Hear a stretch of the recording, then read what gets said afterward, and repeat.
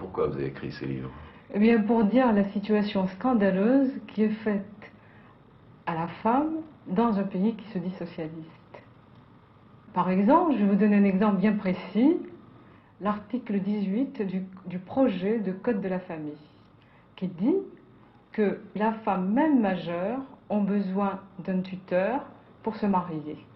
C'est-à-dire qu'une femme algérienne ne peut pas se marier de sa propre volonté. Oui, c'est cela, c'est-à-dire qu'elle n'est jamais majeure, elle est toujours mineure.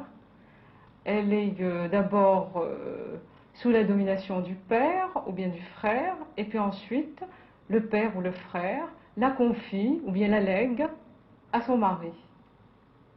Il y a quand même eu pas mal de militantes FLN, qui ont fait les maquis. Oui, bien sûr, mais au fond, dans les maquis, les femmes algériennes ont été de simples exécutantes. Elles ont été utilisées, et puis une fois la guerre terminée, on leur a dit c'est très bien, vous avez fait votre devoir, maintenant la petite récréation est terminée, vous allez reprendre votre place traditionnelle. Et beaucoup de militantes se sont même voilées après s'être mariées à celui qui a été choisi par leur famille. D'ailleurs, beaucoup de militantes se sont mariées dans les maquis et mariées avec des cousins et mariées d'une façon tout à fait traditionnelle dans les maquis. Beaucoup de jeunes filles maintenant n'acceptent pas le mariage traditionnel. Mais quand on les force, pour l'instant, elles n'ont qu'une alternative, le suicide ou bien alors la rue.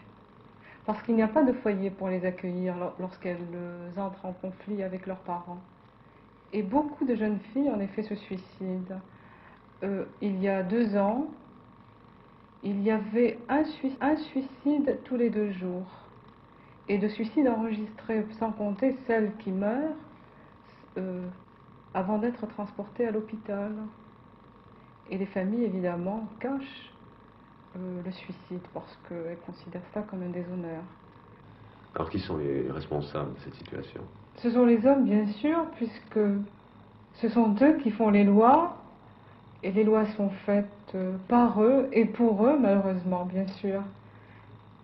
Et Enfin, je suppose ils ont tellement de privilèges, ce sont des demi-dieux. Alors évidemment, ils n'ont aucune envie d'émanciper la femme. Mais seulement la femme, étant donné qu'elle a lutté dans le maquis, elle doit quand même savoir que l'indépendance, ça s'arrache, qu'elle ne s'offre pas. Enfin, je suppose qu'il y a quand même 2 sortes d'hommes en Algérie. Eh bien, vous savez, les plus progressistes, même les marxistes, quand il s'agit de la femme, sont réactionnaires. Par exemple, j'ai des amis marxistes, eh bien, qui n'aiment pas que leur femme fume quand ils ont des amis à la maison. Évidemment, elle peut fumer quand elle est toute seule, mais pas devant les hommes. Par exemple, qui n'aiment pas que la femme rie devant les hommes, qu'elle dise ce qu'elle pense devant leurs copains. Et par exemple, quand ils vont dans un café, eh bien, ils ne sont pas accompagnés par leur femme. Et il me semble que si, dès la maternelle, on mettait des garçons et des filles côte à côte, eh bien, le garçon finirait par voir dans la fille un être humain, d'abord. Plutôt qu'un terrain de Une chasse. proie, oui, c'est cela. Et donc, nous avons eu des classes mixtes qui ont très bien marché, nous avons eu de très beaux résultats. Et nous avons été stupéfaits de voir que la mixité a été supprimée à la rentrée. Et j'avais protesté auprès des parents des élèves, lors d'ailleurs d'une réception qu'ils avaient offerte au professeur.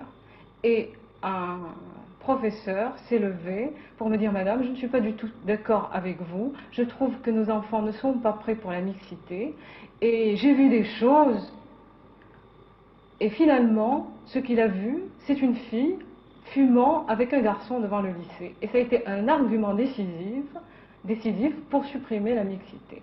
Alors vous voyez comment, vous, l'avenir des femmes ici? Vous croyez qu'elles vont s'en sortir? Vous croyez que les hommes ne sont pas si forts ici que finalement ils vont réussir encore pas mal de temps à tenir les femmes sous leur coupe? Eh bien, il me semble que seule une société révolutionnaire, seul un régime révolutionnaire peut émanciper la femme. Et encore, ce n'est pas une condition suffisante. Enfin, l'Algérie se flatte d'être un pays en voie de socialisme, quand même. Elle est en voie de socialisme, oui, mais on n'y est pas encore. Alors, pour les militantes révolutionnaires, elles n'essayent pas de se défendre. Eh bien, pour l'instant, vous savez, notre association féminine, l'UNFA, eh bien, est dirigée par des femmes qui sont plutôt issues de milieux bourgeois et qui n'ont pas été élues par la base. Il n'y a pas eu d'élection. Une véritable union des femmes doit être dirigée par des travailleuses avant tout. Parce que ce sont elles qui connaissent les réalités de la condition de la femme. Elles prennent très peu d'initiatives personnelles. Elles sont désignées par le parti qui les dirige, qui les contrôle. Elles sont donc le reflet du parti.